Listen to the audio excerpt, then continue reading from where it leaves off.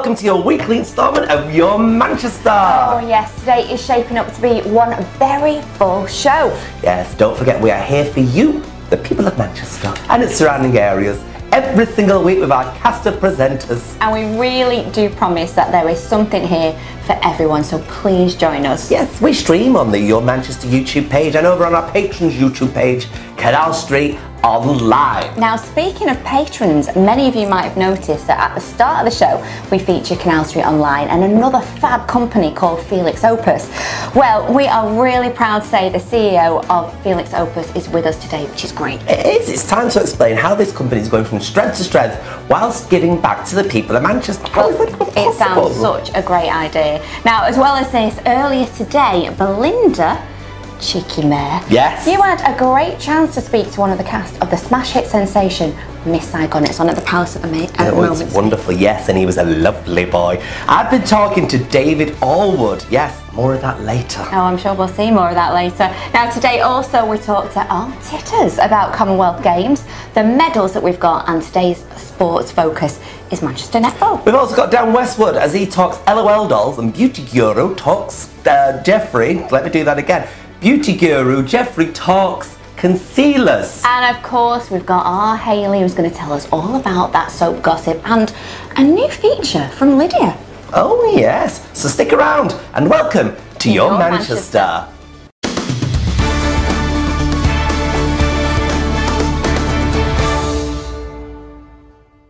Well, first today we welcome Lisa Holmes, who has developed a very special product that's even got our Mayor Andy Burnham a little bit excited. That's right, this company intends to give to both the mental health charities and to get the homeless back to work. Felix Elpis literally means in Latin, happy to work. Welcome, Lisa. Hello, thank you very much for having me. You're more than welcome. Tell us a bit about this company then. So basically the company is giving the opportunity for people to work from home that wouldn't normally be able to go and do an all 9-to-5 job. So they may have mental health problems like anxiety, so they can't leave the home. They may have some kind of illness that they have to take medication for that may make them drowsy, so they can't do a normal full shift at work. We're allowing people to kind of work their own hours at their own pace, so we can start from 9 in the morning till 8 o'clock at night and people can choose their hours. Phase 2 of the company that we're hopefully rolling out within the very, very near future is that we're going to be helping the homeless people into work as well. We're rolling that out in Manchester, working closely with the charity Street Support in Manchester, and hopefully getting a lot of homeless people working, getting them to have a bit of self-worth and self-confidence again. And we've talked before about Andy Burnham, yes, really behind helping the homeless people in Manchester. What made you come up with this idea? It was, I myself have suffered with mental health in the past. Also, I suffer very badly from arthritis, and sometimes that can be quite crippling, and the medication that I can take makes me quite drowsy. So I've kind of been at home and experienced wanting to go out to work but not being able to. So I thought, create something that allows people like myself to have that chance to work again. And the homeless side of things, I've lived in Manchester on and off for sort of like 9 years or so, and every time I come back to Manchester, you see the homeless situation is getting worse and worse and worse. And it was only when I spoke to Street Support that you realise that people on the streets is only a fraction of the problem. There's all the people that were overcrowded in the shelters, B&Bs that are full of with families that are homeless and everything, and lots of other different sort of like places that take the homeless in. And it's a major problem, but it's not just trying to create homes for them. We've got to create a job or something to help them get back into life and get them independent and looking after themselves and having that feeling of getting out in the community again. So how does it work then? How do you get them back to work? So what the plan is, we're hoping to find space maybe in day centres or in an office that we've taken on, and hopefully hire the meeting room and things like that, and we'll have computer bases that they can come in, we'll train them up, we'll give them tea, coffee and sandwiches and everything whilst they're here and stuff. And then they'll come in and work, we'll just train them up, get them on the headset, get a headset on, sorry, and get them on the phones, get them working, and then, like I say, they get fed and everything whilst they're here. And then what we'd like to do is kind of pay them in by giving them a night in a hotel or a night in a hospital or something, and do it that way. And hopefully they'll come back and they'll be regular, and we can try and do that for as many people as we possibly can. I know that there's a lot of companies across Manchester that are trying to do the same, because it is obviously such a big issue at the moment. So. That's fantastic. I mean, in terms of what they will be doing, you talked about headsets and kind of giving them training. Yeah. What kind of services are they going to be doing? At the moment, we're running a campaign with a company in Manchester called Capital Life Funeral Plans, and it's all about doing a prepaid funeral plan. I don't know if you're aware of what one of those is. It's basically guaranteeing you to a funeral at today's prices. Funeral costs go up by 8% every year, so what could cost a funeral could cost about £3,500 to £4,000 today. In about 15 years time it rises by 8% each year, so you're talking probably at least double or triple that. And it must be a good idea to get the funeral plans at these prices while they're at a low, because it must give peace of mind to the families and everything. Oh yeah, definitely. It's not just taking away the financial aspect of it. I mean, to me, yeah, you can get it at today's prices, so it's like an investment. But to me, the most important thing is the emotional burden that you're taking away from your loved ones, because you can literally choose everything. You can choose what songs you want, you can choose, down to what people wear. So if you want everyone to wear a certain colour, you can choose your funeral director, you can choose absolutely everything, and your loved ones aren't having to do that, so they can grieve and have that grieving process instead of you passing away, and then they've got to kind of do the funeral and everything else, and it kind of stops people from grieving then, they're holding that grief in because they're stressing about finding money and planning a funeral. So how do people come about finding you then? How do they get in contact and make sure they get these funeral plans? We've got a Facebook page, which is Felix Elpis Limited, so they can find us on there. We've also got a Twitter account, so you can find us on Twitter. I have no idea how to use that, but my PR marketing manager does a very, very good job of that. We can also find us at my email address, felixopuslimited.co.uk, and they can reach me on there. And also we've got telephone numbers and everything else, so we're out there, so people have just got to find us. Well, thank you so much. Thank you very much for coming in today. No problem, thank you very much for having me. And thank you for being our patron as well. Yeah, yes, I'm very, very proud to sponsor your channel. I think you're doing such a good thing, getting the Manchester senior and seeing what's going on, and having people on like me to spread the message about things like this. So thank you. Thank you. Well, do come back, and also with some definitely. I'll tell you how it's all going and everything else. Yeah, definitely keep you updated. Thank you. Oh well, thank you, Lisa. Next up, we are going to be catching up with our gadget guru, a man whose mission is to show you what's great about gadgets. That's right. This week he's been out roaming the Arndale Centre to see why everybody of all ages is going crazy for the LOL dolls. Hi everyone, tonight we take a look at the global gadget that's sweeping the nation. This week it's a children's brand, so I called upon my goddaughter Amelia to keep me in with the cool kids. Thank you! The toy industry Insider states one of the first to be both inspired by and created for the era of YouTube, Instagram and Snapchat. Enter the LOL surprise doll, the toy that tells kids to unbox right on the package. Every LOL surprise doll offers a unique unboxing experience because of its layered unwrapping, which kids are encouraged to film and post on YouTube.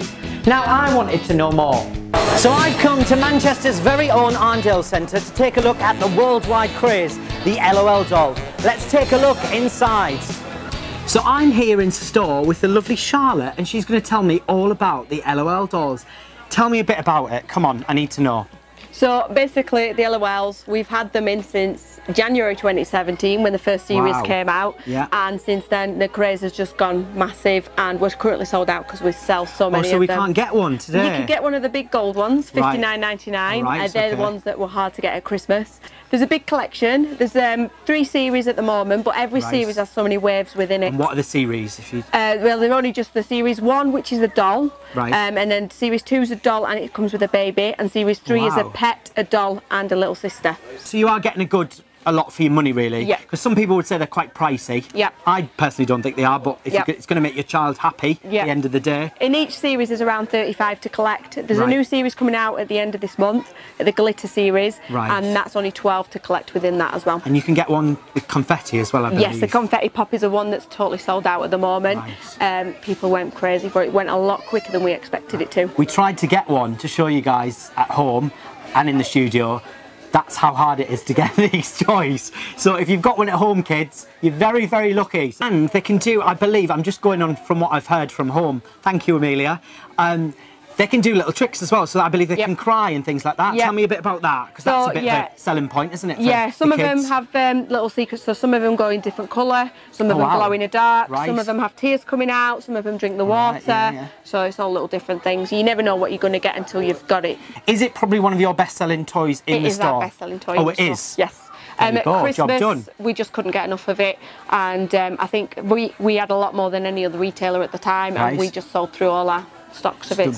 So we've got the unwrapping of the toy, essentially, which the toy's a great thing in itself. But the flip side of that, the craze also is to film yourself opening it up and put it on YouTube. Videos, Tell me a little bit about that. Well, that's how we found out about the LOL dolls. We watch unboxing videos within the store, so we know the products. Got you, there's quite a lot of now different vloggers who do that and do the unboxing. And we've got some of them who come and do like grand openings with us in store as well. Down south, in some of the other stores. So you can see the live action. But it is massive because kids have seen it on YouTube and then they want it. Yeah, they want to do it themselves at home, If you've got any videos at home, just while we're on this, send them in and we might show them on the show if we can. I've managed to get my hands on the LOL Gold Surprise, which I'm told is very, very rare. Christmas time, you couldn't get them for gold dust. They have them here in stores. If you want to get yourself along, if you want these, if it's on your wish list or you've got a birthday coming up, or you're just a fan of the LOL dolls, get yourself here to the Manchester Arndale store, Entertainer, and you can grab one of these. For all the super fans out there, take a look at LOL Wiki, where you can find all the latest fan news. As always, lots of you at home got in touch, so thanks for your messages. Up first, we've got Lola May, aged 8. She loves the LOL dolls, and they're the best toys to her. She loves them. She loves them because they cry, change colour in water, and they even tinkle. She loves opening the bowl to see what the doll she's got. The only bad thing sometimes is you get a doll with the wrong clothes on and it doesn't match the checklist. Lola, I'm guessing you could swap a few with your friends. And last up, we've got a mummy who got in touch. Hi, Faye. She loves them just as much as the kids do. She loves the surprise element of them and she gets excited just as much as the kids. They are costly, but she thinks it's so worth it. Thanks, Faye. Sounds like that mummy's just as happy as collecting the LOL dolls as her daughters. So it's time to head back to the studio. But before I go, Belinda, I got you something.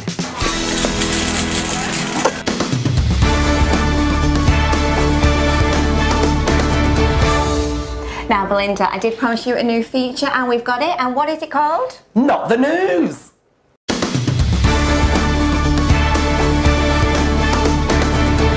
I'm Lydia and you won't believe what's been going on this week. First of all, a rather hilarious story, if I do say so myself. A couple from Middlesbrough were told that they weren't allowed to buy meat pies before 9 AM at their local Morrison's. Linda and Tony Gilts could see bags and bags of pies within arm's reach, but they were told that they couldn't have any. They were out to buy 8 sausage rolls and 2 steak bakes at 8:45 in the morning. Linda said, I could see bags and bags of pies all wrapped up on cages behind the counter. The trolley was ready to be pushed out, but when I asked for the pies, I was told, we can't sell pies until 9 AM. I was told I could have a fruit pie, but not a meat pie.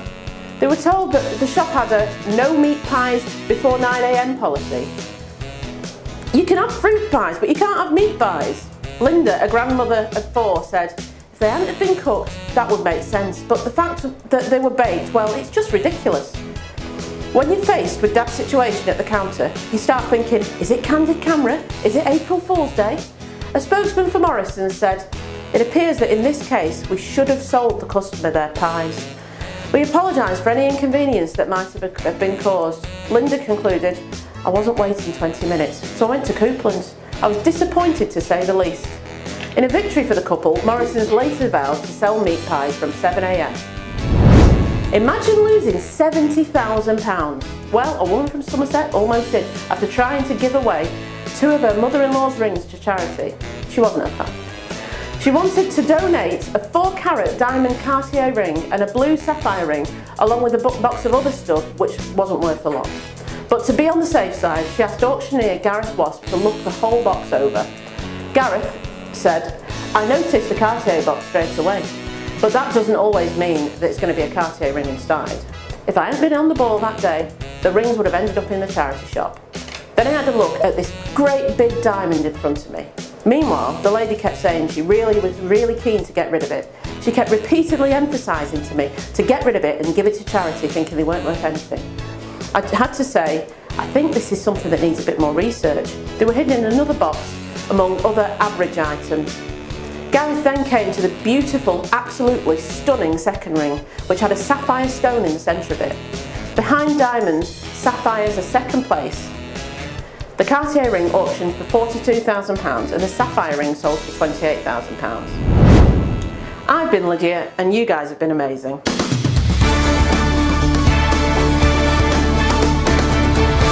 Well, that was great fun, Lydia.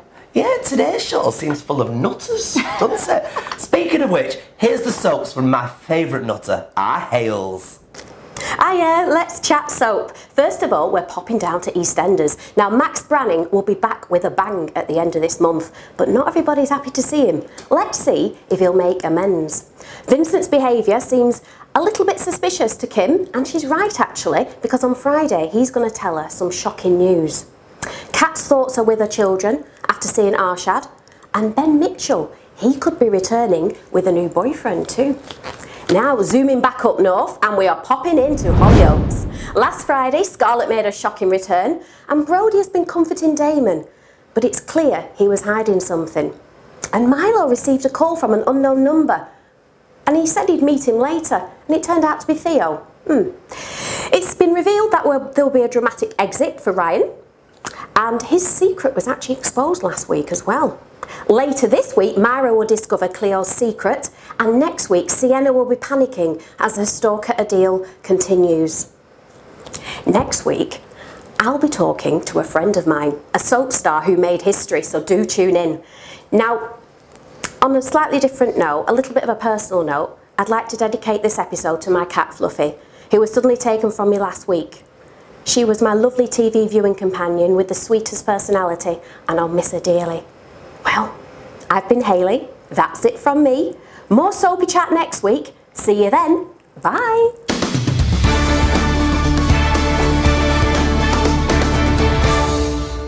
So, here we are with our titters, everybody. Welcome back again.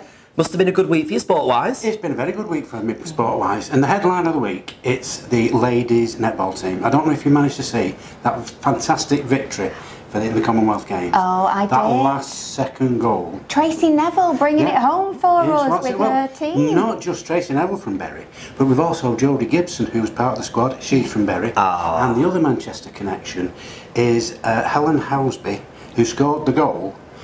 She's now in New South Wales playing. But prior to that, she played for Manchester Thunder. Oh, what we're talking about is England won gold. I'm studying no. A goal. Over the top on it. Do you call it a goal when it goes in? It is a goal, yeah. Is it still got a goal? Yeah, I'm so glad you're explaining. I haven't got a clue like that. 52-51. Yeah. That's a lot of scoring, isn't it? Or is it? I think, well, it's a fast game. It's a for an hour, yeah, 100 goals, yeah. I tell you what, it's really hard to play netball because I played it as an adult, and it, you know, you do need to have a lot of stamina. Yeah. But I mean, Australia have won it for so long. Australia and New Zealand have always been the final, you see. So we've done well then. Australia, New Zealand and Jamaica. And won it. Went undefeated. So, marvellous story. We'll get you playing it next week. Yeah, I'd look good playing that. For anyone who might be interested, who's sort of like interested in the sport now, Manchester Thunder have got a home game at Bellevue Arena at 5 o'clock on Saturday. Oh. Moving on to football. Yes. Well, at last, Manchester City have been crowned. I knew you'd be happy with this. I just have to mention. You're not so much, are you? Not so much, but that's history. Yes. One for the future. United are at Wembley in the semi-final. Yeah. On Saturday against Tottenham Hotspur. So that's a 5 o'clock kick-off. It's all roundabout, so it might clash with the netball. You can always watch it on Match of the Day after. Choices. Choices. I love a red button. So what do we think their odds are? United? Yes. Oh, they've got to bring it home. You can't have a trophy cabinet with, you know, you can't have enough silverware in a trophy cabinet. You're a Blues supporter. I know, I'm a Manchester. But I like this about the fact that you're being like so unbiased about it, well, though. as a kid, I went to both. Yeah. You know, but I preferred to go to United as a kid because the terracing was a little bit higher and I could see the game. Yeah. The main road, it was all shallow. Yeah. But now, I've never been able to get tickets to go to watch United. I know, they don't. But I bought a shirt from the City shop. Yeah. And it made me an official member of Manchester City. And I've been able to get tickets for there, so that's why I prefer to watch City. That's wonderful. Wonderful, you see. Wonderful. What else is going on then in the world of Titter sport? Sport of the week. Sport of the week. My challenge was horse riding. Yes. Did you take that challenge? I did, yeah. I had a lovely, lovely night out on Thursday. We've got some pictures actually. We'll put up for this interview. Yeah. And I went to see Sue and Millie Ralston, who very kindly let me call Charlie and Vienna, their two horses, call them in from the field and stable them for the night. Oh. Make sure they were fed. I didn't have to do any mucking out, but... Did you not? No. I would have insisted on it. It was just a photo shoot. The thought was just for effect. No, you didn't. No, you didn't. Yeah. As I said to Celine Dion, why the long face? So did you enjoy it? I have thoroughly enjoyed it. I had a lovely evening with them, and what I noticed is that the horse, they've got a real soulful eye. If you look in a horse's eye. Yeah. And horse riding is about the connection between the two. Yeah. And it was just sort of like really that bonding that goes on. Yeah. And so really I want to highlight riding for the disabled. Yeah. Because it's a charity, all volunteers that run it. There's a northwest section, and I'll have to refer to my notes to make sure I go get on the right then. centres. Sorry, camera work. Right. You can go to Middlewood, which is at Poynton, Camsley Grange, which is at Glazebrook at Warrington, and West Lancs, which is at Parbold at Wigan. That's for the horse riding. Yeah. The other thing they do is the old carriage riding. Oh, I like that. Like, yeah. Philip and in Horse of the Year and all that. They do that, but that's out at Southport. But it gives people with a disability the opportunity, and I think it's just a marvellous project. It really is. You know, and I think I could actually get to do this. I don't think I'd make a jockey though. No, you're too tall. I was going to say that. Did you see the weight on the Grand National? 11 stone something. I'd have to cut both legs up. I know, I would too, I tell you. And arms, and head. Have we set you a challenge for next week? What would you like to set me for next week? Diving! Do you know what I was going to say? Something just like for no other reason than the top picture at the moment for everybody is our Tom Daly when he jumps in that. Yeah. Tom Slip. Yeah, oh right. Yeah. I'd say synchronised swimming, but you know, I couldn't see you in a cap with flowers. I couldn't see you in Speedos, to be honest, but I mean, we can work on that for next. Scary. We're going to have to wrap it up again, I'm being told. But you've got swimming, diving, anything to do with water sports next week. Right, so the aquatic centre I'm just going to clean that up in a minute. Aquarobic. Yes. All right, then. Thank you very much. A bit of that. Thank you. Lovely. Cheers, titters. Cheers. Did I just say anything to do with water sports? Oh, lovely. Thanks again, titters. Now, earlier today, I had the pleasure of meeting a man. Oh, God, nothing new there, then.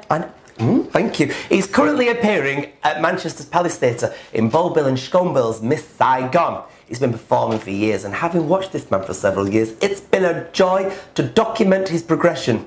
Let's meet Mr. David Allwood.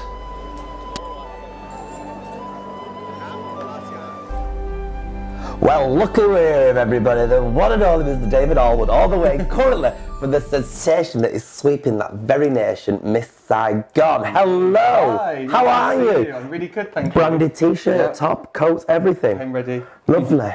So tell us a bit about yourself then. Where are you from originally? So I'm originally from Hertfordshire, a place called Tring, which probably no one knows. I've heard of that. Have you? Yes, I have, yeah. It's quite posh, isn't it? A bit posh. Very posh, ladies and gerbils, very posh. But I ran away to the city when I was 18 and never looked back. And was that so that you could get into the dancing and the singing and everything? Was, yeah. What would you say is your speciality, the dancing or the singing? Probably the dancing. The dancing. He's getting my accent there and everything. I'm not common at all. I should speak like you and that'd make everything better, shouldn't it? There we go. So how much training did you do? Where did you train? I went to a ballet school first. Ballet? Yeah. Do you do ballet as well? Yeah. I can't stand men that wear tights. I just don't think it's natural at all. I've not got them on today. Oh, that's a shame. It's very awkward, isn't it? It's a shame. So you started doing ballet? Doing ballet, and then I did a degree in musical theatre. Yeah. So from 18 to 21 I did a degree, and then out into the big wide world. So dare I ask how old you are now? I'm 30 in 11 days. 30 in 11 days? Yes. So you're going to be in Manchester for your birthday? I will, yeah. Ah, so you're having a party? I am. Where are you having a party? I can think of a good place to have a party on Bar Fridays and Saturdays. Thank you very much. It's good there, you know. Oh, it's wonderful. It's on Canal Street. There's a gorgeous ginger drag queen that does a lovely show all night long. She does musical theatre numbers while sounding like Marge Simpson. It's very clever stuff. Right up my street. Yeah, well, yes, it is. And so you did that, and then you went into what show did you go into first? What was your first professional break? Yeah, I started in Beauty and the Beast UK tour. Yeah. Who were you? Anybody? The cheese grater. Oh, because all these characters come on. No, but they're all important, aren't they? I was the bacon boy at the start, and then I was the cheese grater. Oh. Yeah, I had a really big line in Be Our Guest. Yes. Hey! Is that it? Yeah. So. It's well worth an equity card, isn't it? Eh? Absolutely. And then where did you go from there? I did a few commercial things like... Because you were in one of them commercials that...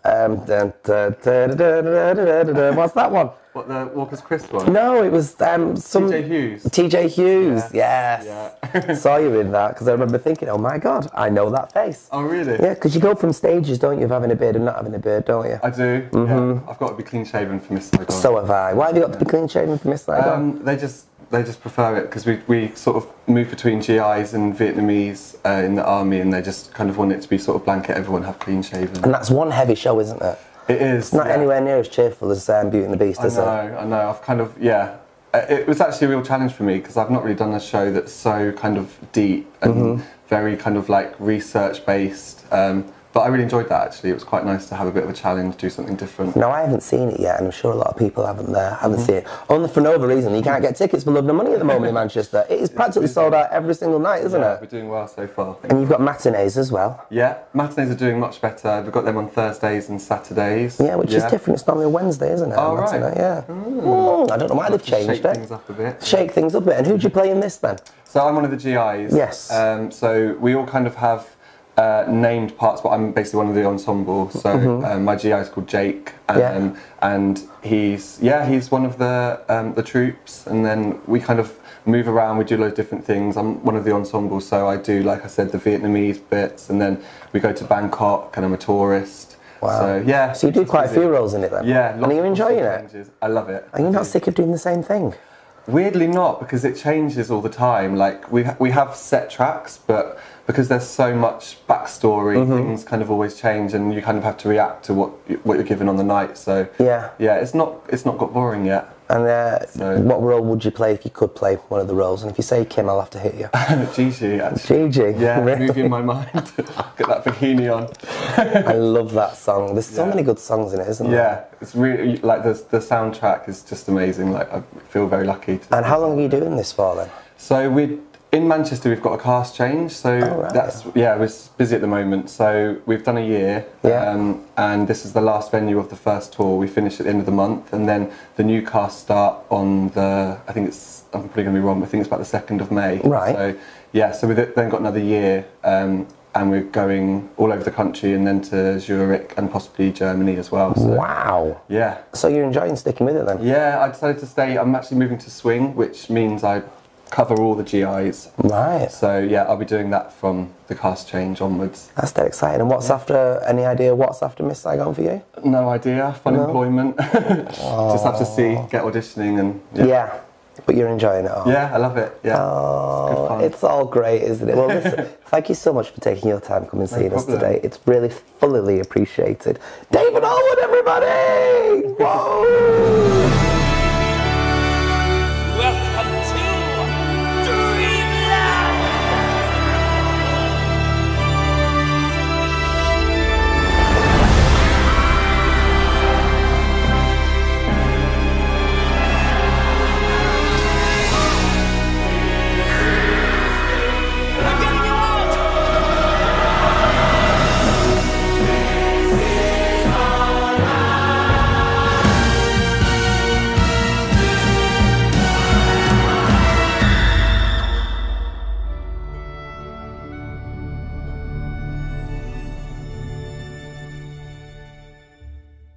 Do you know what? You were really right. He was a great guy, and I tell you what, Miss Saigon is a fantastic show, isn't it? I've not seen it yet. You haven't seen it? I am so excited. I want to go and see it. It's like the show that you should see, really, isn't it? Absolutely, it's epic. The story is amazing, and the songs are fantastic. Do they use the helicopter like they do in the West End, though? They certainly do. It is incredible. Yeah, it's really like life-size, and you go all cold when it comes on because you just think this is amazing to see this, and for Manchester to get a production like Miss Saigon. But we are getting lucky and luckier, aren't we, really, with the productions that we get here? We are giving the West End a big run for its money, and it's absolutely fantastic to see. And actually, I'm going to be doing a Facebook Live down at the Palace Theatre. Are you? Next Tuesday at 5:45. So do try and tune into that, because we're going to see some of the cast, some of the people who make the wigs, and go a little bit behind the scenes before showtime. So it'll be exciting. That's very exciting. Right, well, carrying on, finally this evening, it's time to have our weekly makeup fix. I hope you're not talking about me. Is this because you're not wearing enough makeup? No, this is all natural. But our beauty guru, yes, Jeffrey, isn't just wearing, thankfully he's sharing. And this week he's talking about that old favourite, popular since the 1940s thanks to the pioneering efforts of Lawrence and Joan Gelb, or as they later became, Clarion. Do you know what? You never cease to amaze me. Why, thank you, Michelle. Ginger and intelligent. I'm not sure about that, but maybe it's just someone who can work out Google. Welcome back to Your Makeup Fix. Today I'm going to be talking about concealers. We're going to go through which concealers you should get, ranging from the high-end all the way to the drugstore affordable ones. So let's talk concealers. So let's start off with our high-end brands. So you have NARS Radiant Creamy Concealer, and that's really good for brightening up the under eye area, bringing out the high points of your face. It's also good to cover up blemishes. You also have MAC Studio Fix concealers, which are really good for covering up blemishes. You usually use those concealers to cover up whatever you want. You also then have Tarte Shape Tape. You can get this on their website. You can't really get it anywhere else in the UK, but you order it off their website. This is a really thick and creamy concealer. You could use this as an eyeshadow base, or under your eyes and high points of your face. That's what a lot of people usually use it for, and not really for covering up blemishes. But for people who are out there like me, I love my drugstore brands. If you can find a product that does the same job as a high-end brand, then why not? Here are the two of my favorites. So I have the Collection Lasting Perfection Concealer. This is in the shade Fair 1. I use this on all my clients, and I use this to brighten up their under eye areas. I highlight the top of their forehead, bridge of the nose, upper lip and chin, and then I also use this to cover up any blemishes that they want. I also have the Maybelline Eye Eraser. This acts exactly like the Tarte Shape Tape. It's creamy and it blends out really well. So today we're going to be going in with the Maybelline Eye Eraser. You're just going to take the product and you're going to place it under your eye. And you can take as much of the product or as little as you want. Then you're going to go in with the brush. I usually go in with the Beauty Blender, but today we'll go in with the brush so you can see what I'm doing. And I'm just going to tap that product into the skin. Just blending it in with the skin so it looks like skin and getting rid of all the harsh lines. I like to take it up the nose a little bit here, just so then it complements that nose contour. Once that's all blended in, you can then go in and set it with a banana powder or translucent powder, depending on your skin tone. So really with any of your concealers, I would just go in under your eyes and then blend out. And then also down the bridge of your nose, depending if you want to really contour and highlight that nose. So you go down the bridge of the nose, up on the forehead, your upper lip and your chin. You can also go in. A lot of people go in from under their contour, but I'd rather go in with powder. But that's what I would do with your concealers. And also if you want to cover up blemishes, just a little dot of this and then blend it out. Oh, and just like our queen said, another show bites the dust. Oh, indeed. How sad. But I'm glad because I've got to go on for a quickie. Oh, excuse me? Yes, a quickie. A quickie? Yes. Well, I think you'll find it's pronounced not a quickie, it's a quiche, yeah? It depends how fast it cooks. Speaking of which, fancy dinner and an autopsy? Have you lost the plot? No, listen, seriously. Next week, Anatomy Live is going to be touring and we're getting the inside and the lowdown. It's vodka in these, you know. Yes. Anyway, Hayley is back. She's got a special guest, Annie Wallace, and it's going to be right here in the studio, on these very seats. And we're discussing our lovely artwork as well. Oh yeah, and all this and much more, only on Your Manchester. See you there. Ta-ra, flowers!